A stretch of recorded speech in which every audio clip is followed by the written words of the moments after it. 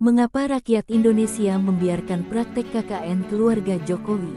Presiden Indonesia sebelumnya tidak pernah melibatkan keluarganya dalam politik dan pemerintahan begitu terstruktur, sistematik dan masif. Hanya Jokowi yang mampu memecahkan rekor itu secara nasional dan internasional. Sepanjang berdirinya Republik Indonesia, hanya pemerintahan Jokowi yang praktek-praktek KKN begitu melampaui batas. Serakah, rakus dan kejam menjadi representasi rezim yang belum pernah ada sepanjang pemerintahan yang berlaku di Indonesia.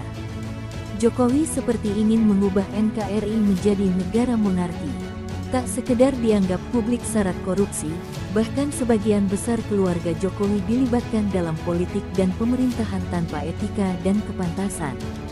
Partai politik, DPR, KPU dan MK serta TNI Polri telah menjadi bagian tak terpisahkan dari konspirasi kejahatan rezim di bawah kepemimpinan Jokowi. Mendukung kejahatan pemerintahan Jokowi berarti mendapat fasilitas uang dan jabatan. Bagi yang menentangnya, hanya penjara dan kematian yang didapat, setidaknya dimiskinkan.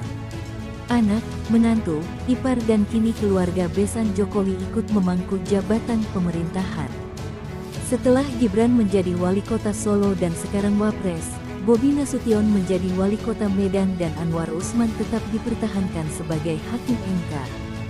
Publik kembali dikejutkan dengan pamannya Bobi Nasution yakni Beni Sinomba Siregar yang diangkat sebagai pelaksana harian Sekda Kota Medan. Tak cukup dengan melibatkan keluarga dalam jabatan pemerintahan, Jokowi juga memberikan penghargaan nasional berupa Satya Lencana Karya Bakti Praja kepada Gibran dan Bobi. Begitu parahnya Jokowi memerankan keluarga dalam praktek-praktek KKN. Jokowi benar-benar melampaui batas, lebih dari kejahatan konstitusi dan demokrasi. Keberadaan negara juga telah dianggap sebagai milik keluarga. Jokowi sepertinya sedang menyiapkan keluarga berencana, keluarga yang mengatur negara dengan perilaku KKN. Nilai-nilai, prinsip-prinsip dan pesan moral kebangsaan sebagaimana tertuang dalam Pancasila dan UUD 1945 telah dihancurkan Jokowi. Sepertinya selain KKN, dengan politik dinasti Jokowi terus membesarkan oligarki dan ingin menggantikan NKRI menjadi negara monarki. Jokowi telah membunuh kaidah nasionalisme dan patriotisme yang menopang kelahiran NKRI. Jokowi telah mengkhianati cita-cita Bung Karno dan para pendiri bangsa lainnya. Jokowi juga telah menjadi antek asing. Semua kejahatan telah dilakukan bahkan tak ada yang tersisa sedikitpun, meski sekadar kebaikan untuk rakyat, negara dan bangsa Indonesia.